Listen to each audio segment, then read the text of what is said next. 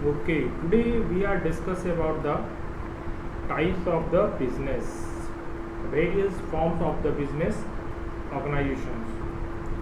First of all, various form of business organizations are the first form is sole proprietorship, and second joint Hindu family business. Joint Hindu family business that its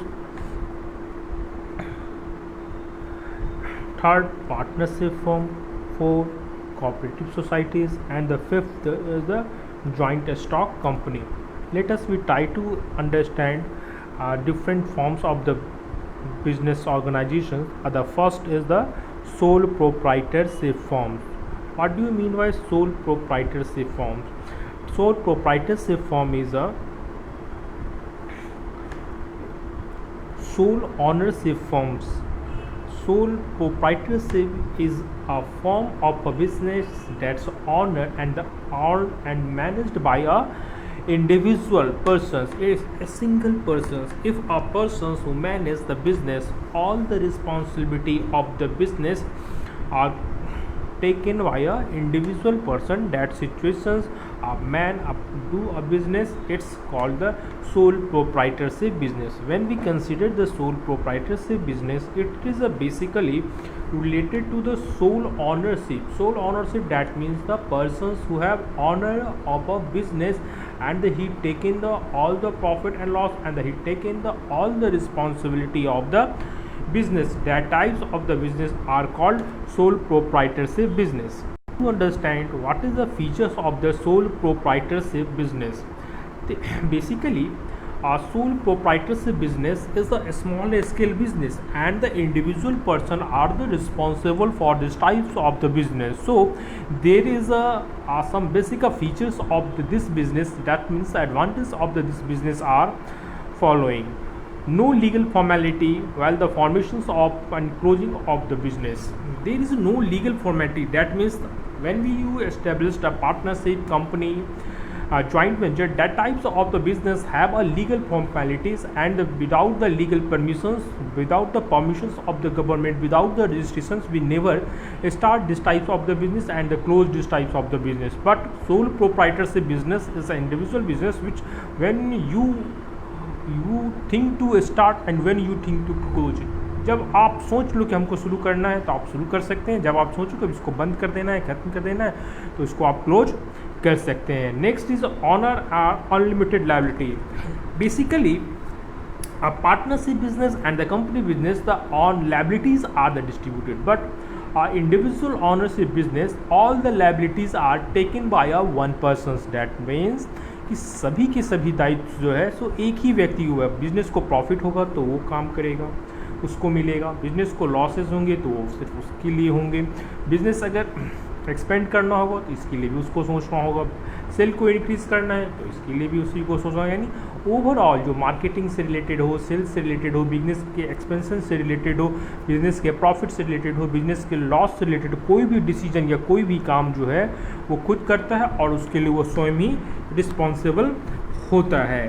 third is the owner is the single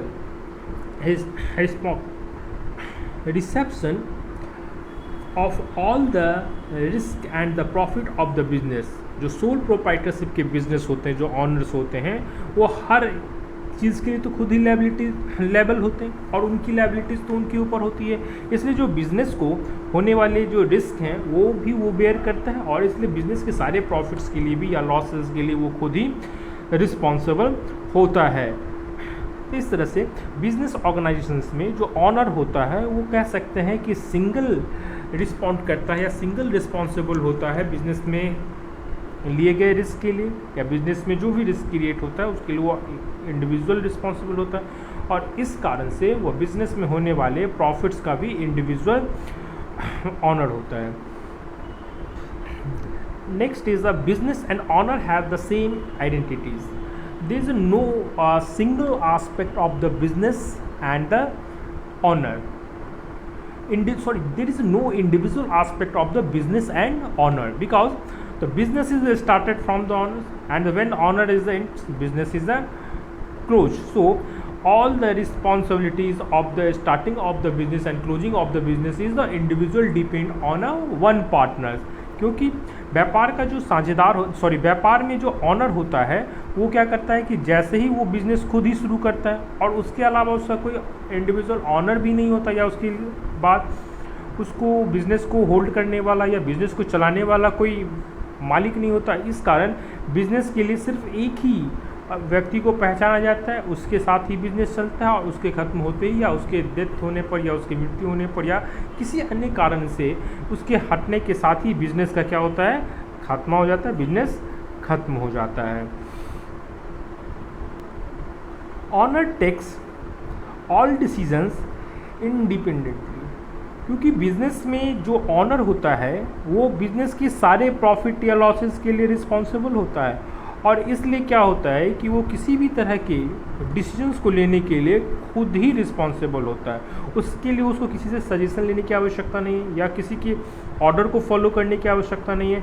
eight A time जब वो चाहे decision ले सकता है कि business को कैसे चलाना है, या बिजनेस में क्या करना है, बिजनेस में इन्वेस्टमेंट करना है, बिजनेस में सेल की इंक्रीज करने के लिए क्या करना है, कैसे मार्केटिंग करना है, इन सारी बातों को वह खुद ही डिसाइड करता है और उसके बाद वो बिजनेस के लिए होने वाले किसी भी डिसीजंस के लिए खुद ही रिस्पॉन्सिबल होता है। लैक ऑफ बिजनेस कंटिन्यूटी, क्योंकि सोल प्रोप्राइटरशिप बिजनेस का एस्पेक्ट जो है हम कह सकते हैं उसका जो लाइफ है वो ऑनर के लाइफ से जुड़ा होता है। तो ऑनर के ख़त्म होने के साथ ही बिजनेस भी क्या होता है, क्लोज हो जाता है, ख़त्म हो जाता है, क्योंकि इसका जो इंडिविजुअल आइडेंटिटी होता नहीं है सोल प्रोप्राइटरशिप का। और इस कारण क्या होता है कि इस तरह के बिजनेस को काफ़ी लंबे समय तक नहीं खींचा सकता, क्योंकि इसका ऑनर एक होता है और वो सारी रिस्पॉन्सिबिलिटी खुद बेयर करता है। इसलिए बिजनेस में होने वाले प्रॉफिट या लॉस या किसी भी कंडीशंस में जब बिजनेस क्लोज होता है तो ऑनर के साथ ही बिजनेस क्या होता है, क्लोज हो जाता है, कोई दूसरा व्यक्ति इसके लिए रिस्पॉन्सिबल नहीं होता है। Okay, thank you. Next video we are learning next topic.